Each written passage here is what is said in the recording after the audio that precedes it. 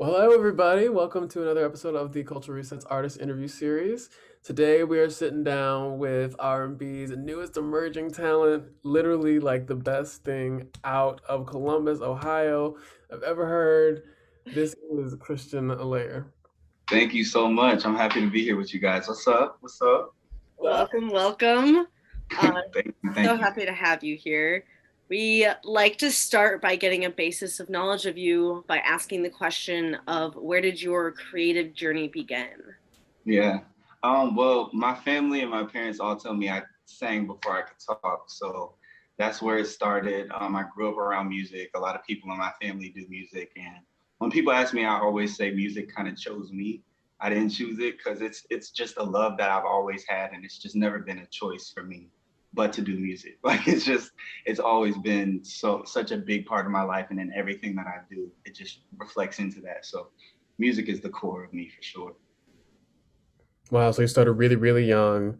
That's crazy that you sang before you could talk. Yeah, very young. I was writing songs and doing stuff like that in elementary school. I was sing my songs. They would let me sing the songs I wrote over the announcements. It's so embarrassing. I don't want to hear any of those. But everybody has always been super supportive. I had a love for it and I was super passionate about it. Like I took my talent shows really, really serious. Like I was just joking with people on Twitter where I found one of my old outfits where I had like it was like full leather and like had fire bolts on the side. Like it was hilarious. But yeah, I was just always taking stuff super seriously. I was performing Bye Bye Bye at the time. Shout out to NSYNC. Oh my gosh, so Yeah. epic. So epic. When did you decide to start taking music seriously as like a career path? Yeah, so I think I was maybe 10 or 11 when I recorded my first demo. It was a somebody in Columbus, a just a production duo that was doing music at the time in the area. And my parents took me in to meet them. They loved me. I remember wrote two songs because, like I said, I've always been a songwriter. And then I recorded a cover. And from there, we would shop it around to different places in Columbus and show people. It got the attention of a promoter, forget his name, forgive me, it's been a while, but from there, I started booking a lot of gigs in Columbus and opening up for different artists. I think back at that time it was Day 26 and people of that type of caliber. When they would come to Columbus, I was kind of like the opening act. So it kind of got started in that sense. And then through high school, I did, if you guys are familiar, it's BT 106 in Park, Wild Out Wednesday. They used to have a competition. Yeah. So I did that. Won the first time, went back for All Stars. I did they did this intermediate, something, I forget the name of it, competition in the middle where I had to go back to New York and compete against a bunch of people. So that's kind of like the mode I was in during high school. It was very much so, I got to get out of here. I know what I want to do. I didn't even half the time want to go to school. Don't take that, everybody. If you're listening, please go to school. But like that was my thing. Like I was very much so active and involved in wanting to get my career to the next level. And I think what I had seen was there were so many young artists that were coming out. I'm like, Mom, look, they're 15, 16. You know what I'm saying? Like, I was like, this is what I want to do. So I kind of mimicked that whole thing. And then when I was 18, like right out of high school, I got my first record deal, which was with Sony Red. And that's how I ended up in LA. So ever since then, that's kind of the foundation of my story. And then everything else is kind of a branch off of that. But your parents helped you at the very beginning, and then you got picked up out of high school. Yeah, so it was an interesting story. They actually wrote me on Facebook. The label owner wrote me on Facebook at the time. It was when Facebook was really popping. And I had showed it to my parents and I was like, I don't know if this is serious because you get a lot of fake messages or whatever else. And I didn't know who the person was. So they were like, yeah, we're starting a label, blah, blah, blah. We have all of this stuff. They said it sounded legit. So I was like, I passed it to my parents and then like I think it was like a couple days later, they had an A&R fly from New York to meet my parents. He literally flew right in and went to from the airport to the meeting and left. And my parents was like, they came back to me like, yo, this is serious. Like, this is a good opportunity. I think you should do it. And I signed the deal and I was in LA probably, I think 2 weeks later, recording my first album. And it was just from there, crazy from there. That's a pretty rapid speed of development. I like You know, It was. we haven't heard an experience like that before, where it's really like from the get-go you're Yeah. already writing songs, your songs are being recognized, and then you are, you know, like immediately in the Yeah, room. I mean, obviously, it's a long timeline. There's a lot in between, but the condensed version is, you know what I mean? In a Okay, sense yes. that it's like, you know, I did the songs that I had written through my high school time and kind of went viral online. I have to credit one of the sites that was called R&B Exclusive at the time. But they would post my music and a lot of it would go viral, and it actually caught the attention of this person from the label, and that's how they found me. So, you know, I always say that to up and coming artists or people in general. You never know who's really watching you, so it's always best to kind of put your best foot forward, because that thing that you thought wasn't nobody was going to see or nobody was paying attention to, somebody's paying attention, and it can really be the springboard to a new opportunity or the next level in your career. So that's kind of what happened for me. Wow. Always produce quality content because you never know who's watching. Always. I think nowadays the internet's gonna hold you accountable if your shit is trash anyway. I can you Yeah, no, just no derogatory terms. We don't got do it. that. My bad. So Nick, you have a question. I know you have a question. I did because Okay. like you mentioned, you know, you mentioned like going viral. Like for me, the first time I had heard of you was in 2015 when you went Okay. viral for Hotline Bling. Yes, yes. Yeah. That was one of my first like viral covers online, was the Hotline Bling moment. That That was, was a good moment. I had a lot of fun with that. I mean, what was it like for you? Because I know you got noticed by like a whole bunch of like incredible like producers, like legendary artists. They were Yeah, giving. like Shay Room posted, like a lot of people really gravitated towards that. It was actually a strategy for me. So at the time I was working with Hitlist, their production duo here in LA out of Jersey. And we had just finished my first project with them, which was Fool's Gold. And I had the whole project done, it was mixed, it was ready. And I was just like, yo, I don't have a big fan base like online. Everybody tells you like you have to get your fans up, you got to get your clicks up. And I was like, I really don't. For a long time, I didn't want to do covers because I really wanted people to be able to experience my music and me as an artist. And a lot of times when you get stuck into singing other people's music, they, you know, kind of put you in that box and they always want to hear you sing that person or another person. So I was really careful about that. But at a certain point, I was just like, I have no choice. This is what everybody is doing. This is what makes sense. And I went in with my producer. He had played me. It was actually a cover that he did for another artist that he was working on. It was the instrumental to Hotline Bling. And I heard it and I was just like, yo, you got to let me flip this. Like, is it cool if I use it too? And he was like, yeah, no, she won't mind, whatever.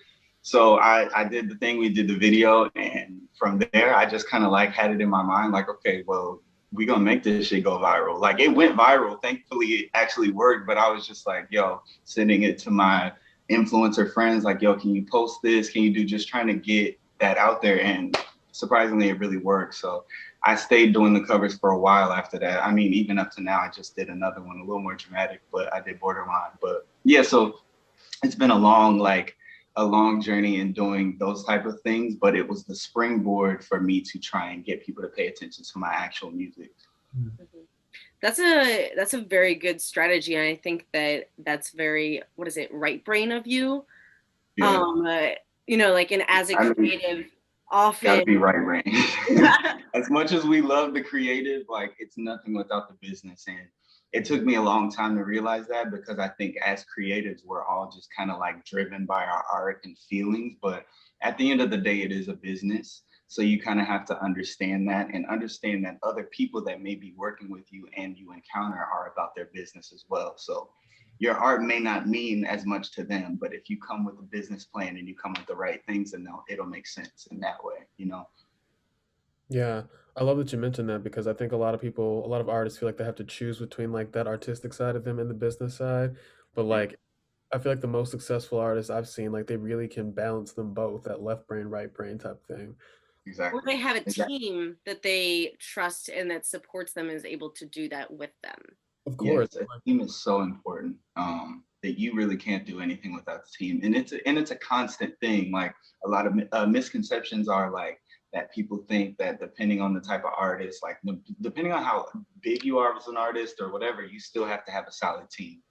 you know, like everybody's still looking, it's ever changing. Sometimes you have to switch teams, work with new people, but it's important to find the right people for whatever you're doing. And everybody's not right for everything, you know, and you have to remember that at the same time. What has your experience been with your team? Because you signed right out of high school, and Mhm. I'm assuming you've switched at least a It couple. was a lot.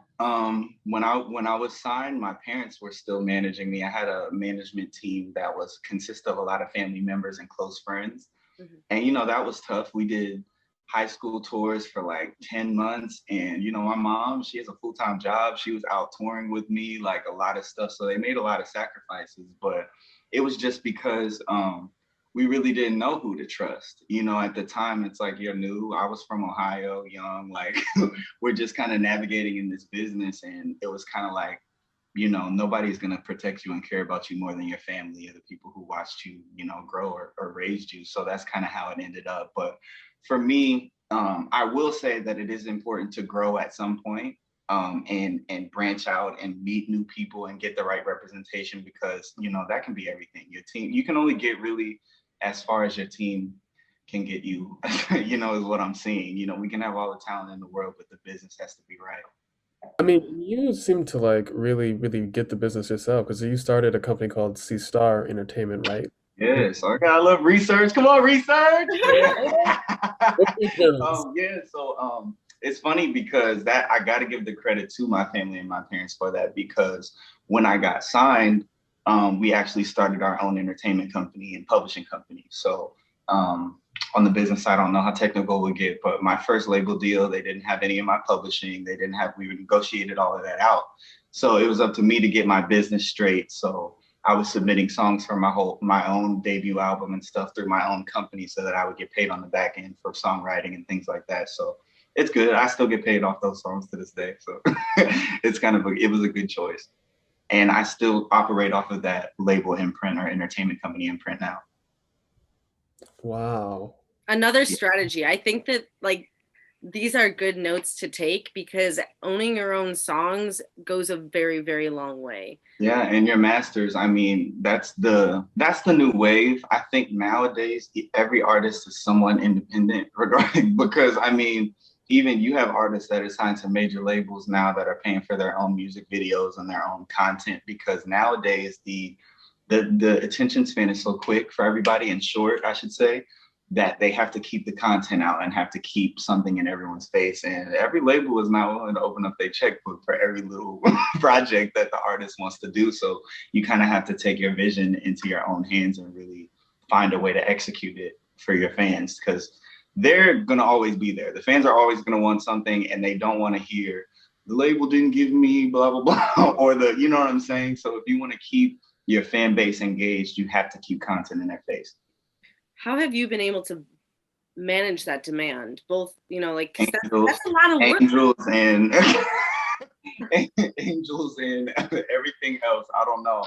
It's tough. I got to be honest. Like, even I'm working on the rollout for my next single right now, and it's just it's constant work, and it's work in every capacity. There's nobody that you can kind of just call and say, hey, can you take care of everything? You know what I mean? It's like down to the every single minor detail that I'm in trying to make these things work. And it's beneficial because you learn it, but you also do sometimes want the help. Like, damn, can I get a little a little assistance? But it's been good for me, I'll say, because I've learned a lot throughout my course of years in this business. I've learned so much, and I think that I've learned enough to give myself longevity in a Mhm. sense.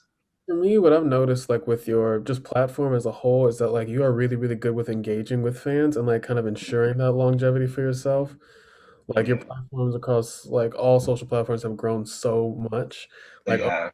I mean, people, even today, I was on a meeting earlier, 3:30. I had a meeting kind of before this, and with my team, and we were talking about how well the video is doing, how well the song's doing. Twerk Song, by the way, I didn't mention it yet, but it's doing well. We just dropped the video last week. Everything's looking so good, and it's like it's the things that I've prayed for and wanted for so long that are kind of happening. And it's funny because once it happens, you're so much in it that it's like you're on to the next, and you're almost not living in and enjoying the moment. But I've asked for all of this, so I'm happy about it. But it's like work now. Like, what's next? What's next? Keep it going. You know what I mean? That type of pressure.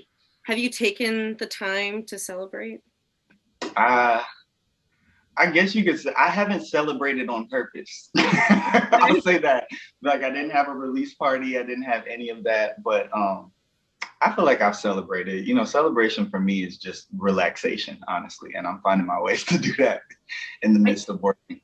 I do want to talk about the Twerk Song, though. I want to talk Yeah. about both the video and the song itself, because I think that that song is kind of Yeah, iconic let's for, get into for it. bisexuality, and also just for like, you know, Yeah. self-confidence. I think Yes. that was a really powerful and fun song. Thank What, you. you know, like, what was your purpose behind it, or what was Yeah. your take on it? So during quarantine, I think we all were just kind of, well, I'll just speak for myself. During quarantine, I had a lot of time alone just to think and just, you know, be creative in our own ways. All of the shows were shut. We weren't really out at the clubs. I was able to kind of cultivate a different type of energy with my fans. And through that, I started doing little funny videos and things online, TikToks, you know, everybody's trying to get with the new TikTok thing, whatever. And then just me being myself, I was leaving from the gym one day and I came back and I did this. They had this, it was a Yin Yang Twin song. And it was a challenge like they had on TikTok. And I really didn't even choreograph it. I just like did a couple takes of me dancing, twerking, whatever. And the shit like got like 2 million views. I'm sorry, the stuff got 2 million views. And from there, I was just like, okay, this is kind of a moment. I don't really get 2 million views off of my TikToks a lot or anything like that. So I kept doing videos like that, and they all would just garner so much attention. And I mean, I understood why, because you just wouldn't usually see somebody that looks like me doing that. So it kind of was a shock to the eye. Um, but from there, me being a business person, I was like, okay, so you're doing all these videos to everybody else's song and dancing and twerking, whatever, but they're not twerking to your singles. Like, you know what I mean? You need to make something for everybody to twerk to. So I was in my apartment. I had the track from one of my producer friends, Trap. Shout out to Trap. He sent me the record and I just started writing this song. And I went in and I cut the record. We cut the record so fast because I had it written already. It was just kind of like, it felt really good. And once I recorded the record, I was just like, yo, this is something and I feel like it has to come out there. So instantly I started thinking about the rollout. And basically, I just wanted to encompass everything that I was doing online with the twerking and the funny videos and the comedy. And I wanted to kind of bring that side of me to my artistry, because a lot of people follow me and they see me as being a jokester and doing all types of things, which is my real authentic personality. But in my music sometimes, and then I won't even just speak for myself, in general, I feel like everybody feels like they gotta be so serious. Like it's like, okay, now we're ready to do a R&B song, you know? So I wanted to bring the fun energy to that. And then as far as the content of the song and how it was written, really it was just a lot of stuff I wanted to say. Like in one of the verses I say, don't be shy if you're out there living. And that's really just like the sense of the song. Like I feel like me being myself has opened so many doors for me. So if I can encourage anyone else to, like, you know, just be yourself, don't think about things too much. That's what people want to see. They want to get into your authenticity. And then from there, I feel like you'll be able to cultivate your real tribe, like the people who actually really like you for you. And you'll be able to find those fans and figure out the content that works for them and vice versa. I think that your video very much captured that energy too. Oh my God. Yes, that was a process. The video was a process. It's definitely one of probably the second biggest video I've ever shot. We shot about 45 minutes, an hour outside of LA. I brought the treatment to my Victoria. Shout out to Victoria Innocenzi. She's the director.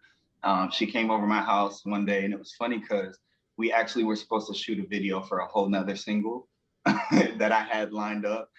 And like right before the meeting, I was just kind of like, yo, something about this. I feel like this should be Twerk Song. Like this is the moment that I should be doing Twerk Song for. And from there, she came over here and I was like, yo, so I'm switching the song and the treatment. Like they had just left scouting locations for the other song. But I was like, yo, so we're not gonna do that. We're gonna do a school. We're gonna do Bring It On. We're gonna base it off that. Like I had this whole concept. And throughout the next month, we planned it, found location, got the choreographer, and just kind of had the thing. And I think for me, a lot of people were watching because they wanted to see how I was going to fit this new me that I'm showing everybody into my artistic creativity in the video and in my music. And that's why I wanted to do something like this that was fun, where it's like you can see different sides of me, that it's almost kind of like cinematic in a way, where it's not just music video, it's kind of a little bit of a story at the same time.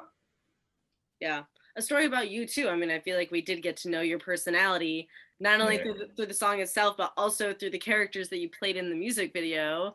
I mean, you played a couple of different characters, and I thought that that was really, you know, very, very fun and comical, but also artistic, and probably a little tricky to do. But it was cool. Like we had I guess for the different characters, like there's so much that we shot that didn't even make the video. I don't know how I'm gonna get all this content to everybody, but like we had dialogue scenes, we had a lot, but we condensed it in a way because the video was already 40-something minutes. So it was like, let's kind of figure out how to get this. Would you ever put out like, I don't know, like a short video? I feel like you're capable of that, of like putting out both, because you know, this is also a new art form of like doing a script within music video, making it you know, more video with music than just like this is a music video and we're done.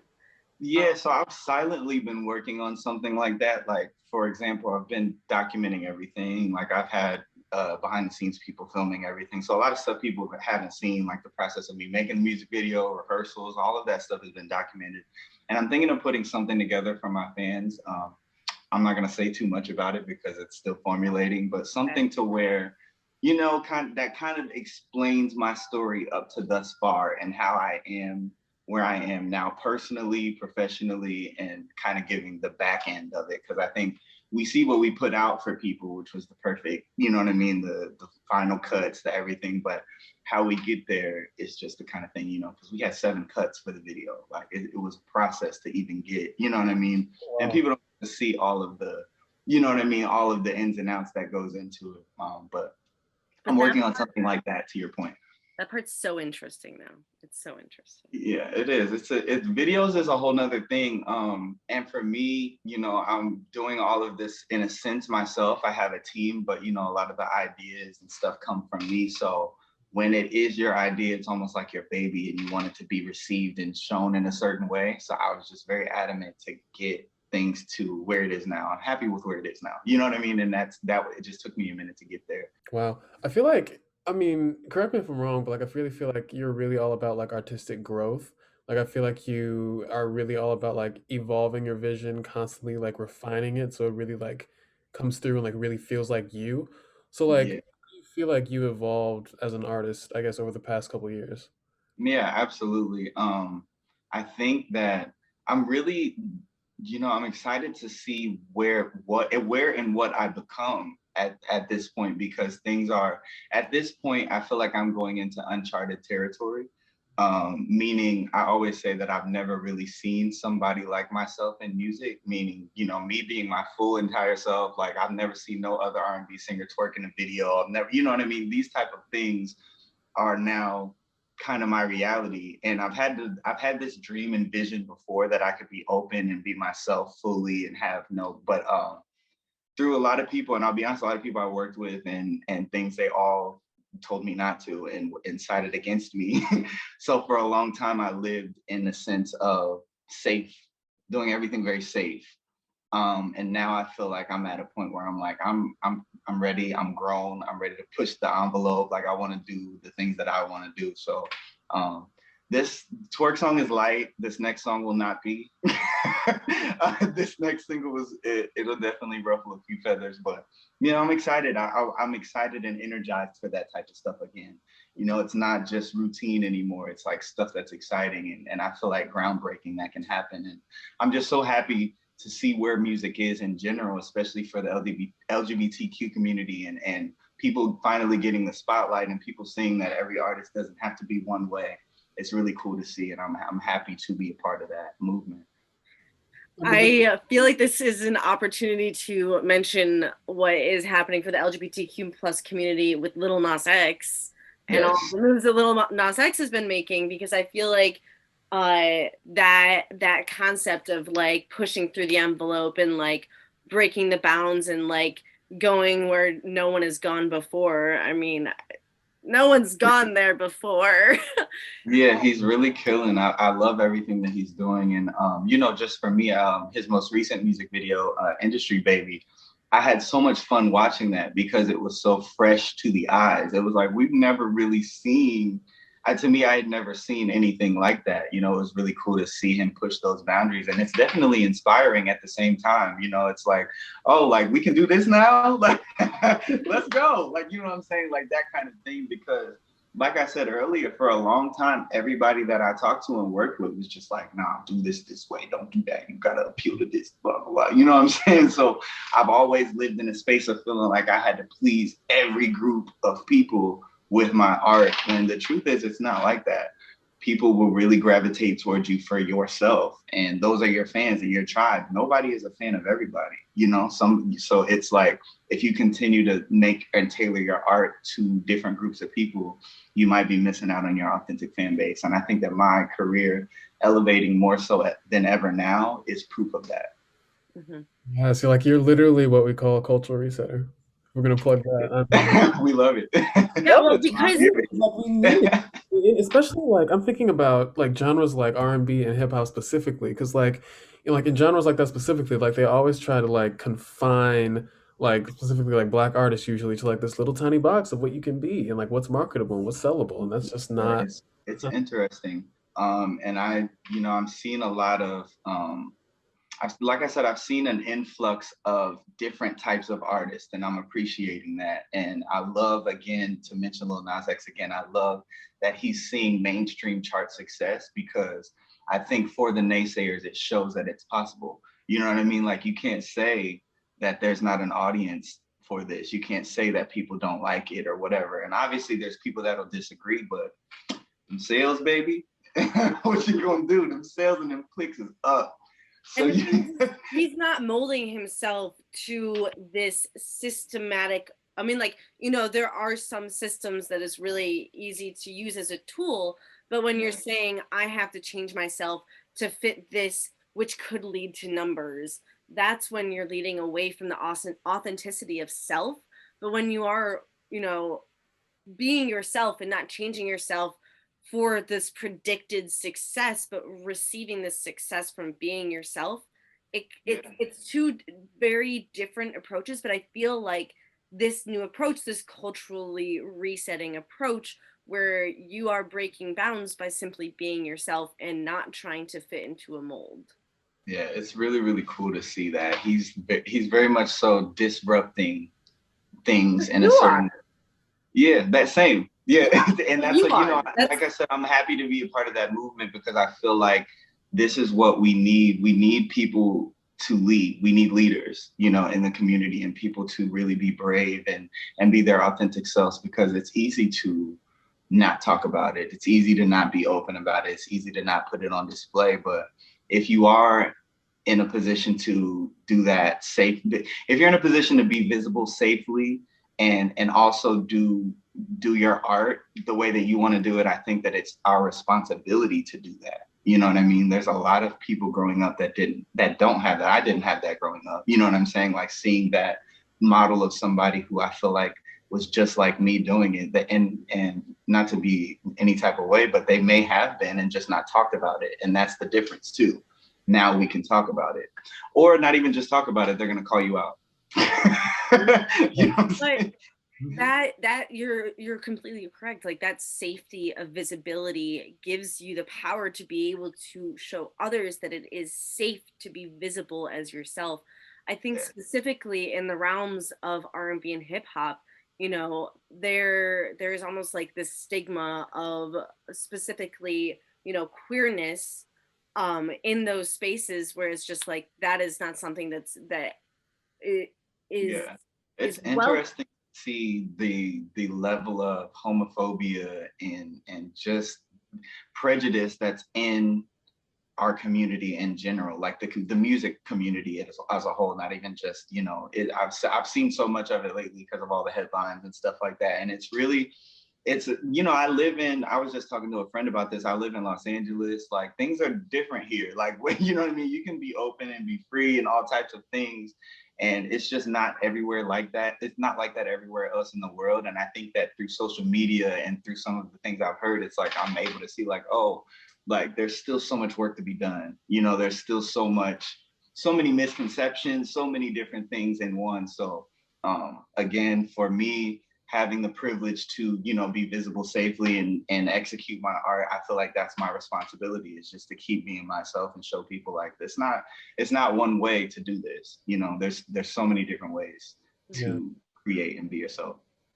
Well, I mean, being like sort of cultural leader that you are, have you faced any difficulties in your personal experience being open about who you are, you know, in the music industry? I have to be honest.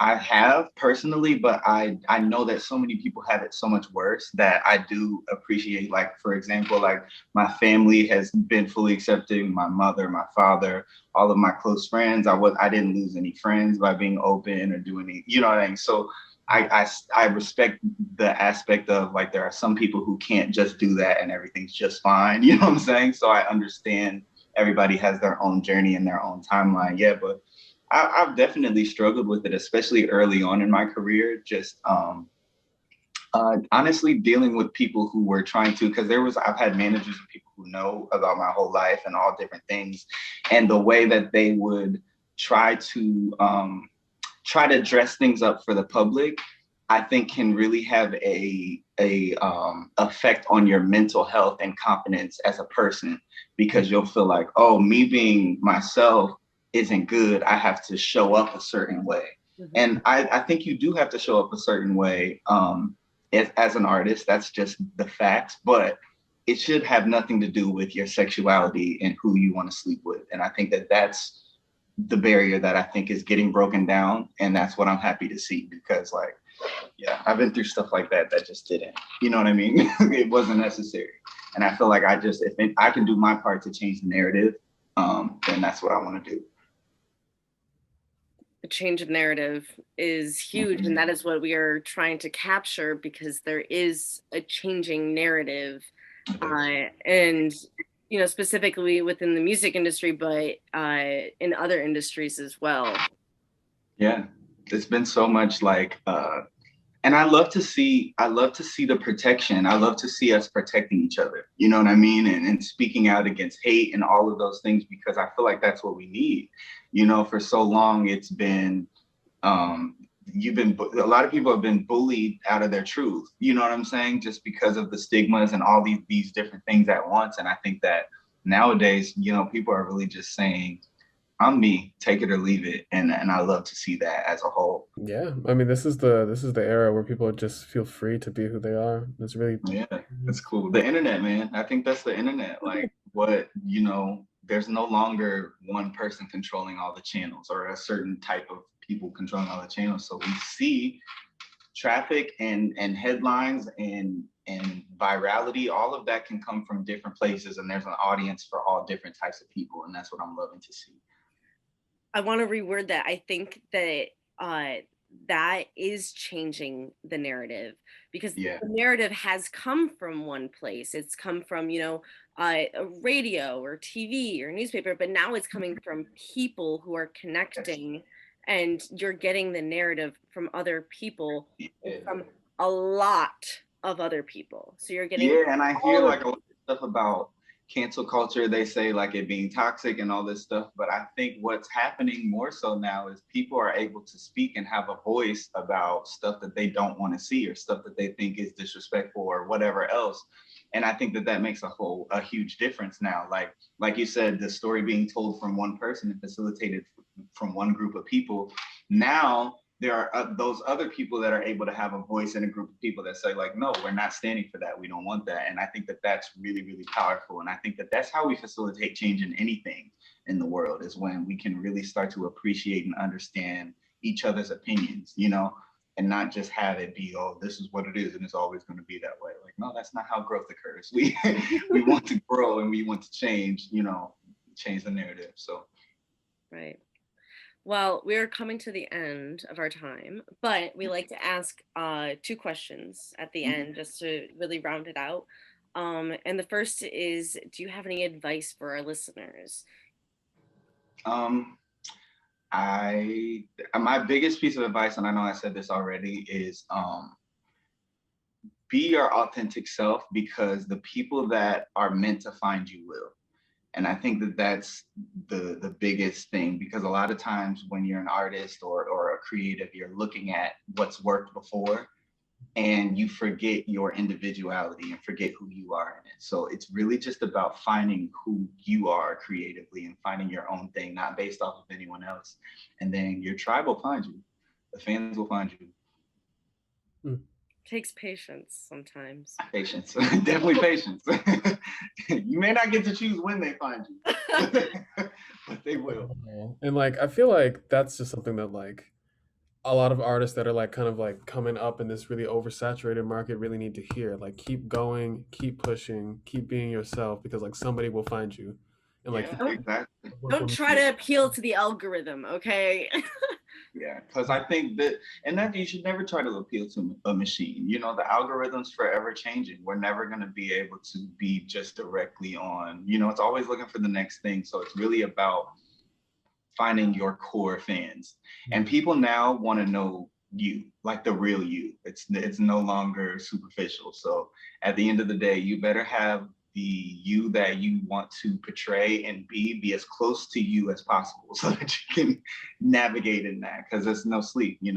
The stories, the Twitter, everything is constant. So if you're not being yourself, it's going to come out. You know what I mean? You have to kind of find something that is on brand for you, which is your authentic self, is the easiest way to do that, because if you're not, you're just going to exhaust yourself trying to be something that you're not. Okay, I ain't got the time. So, the last question that we ask, and this is just for you, Yeah. what new projects or like what new artistic visions do you have coming up for us? Yes. I have a new single dropping. You guys will actually be the first to get the date, because we just decided it on the call at 3:30. But it's going to be September 10th. That's when the next single drops. I'm super excited about it. Like I said, this is one where I'm pushing the envelope a little bit, but it's a really dope song. It's an upbeat club record, and it takes it there. So I'm excited about that. Past that, I do have a tentative full project dropping at the end of the year, Offline 3. Like I said, this is the third installment. So I'm excited about that. We're still working on it. I have a few more songs I'm adding, but we're in a good place. I love where I'm at creatively, and I'm excited to keep giving people content, and they watching, they paying attention now, baby. So I gotta give it to them. They're hungry. Yeah, so I'm excited about that. I'm excited. That's so exciting. That's so exciting. I want to ask more questions. There's one more question. Go ahead. Look, do you want to shout out? Like we already stated, you're a cultural resetter, but do you know any cultural resetters that you want to shout out? Yeah. So, well, I think we mentioned Lil Nas X. That would definitely be one of my major ones. Shout out to him. We love Lil Nas X. Vincent is another really, really dope artist, friend of mine. He's really dope, has a lot of music out. I would say people check him out. Also, ASEAN is another artist that is a part of our community that I think is amazing. She signed to Motown. She has a few projects out, and another one.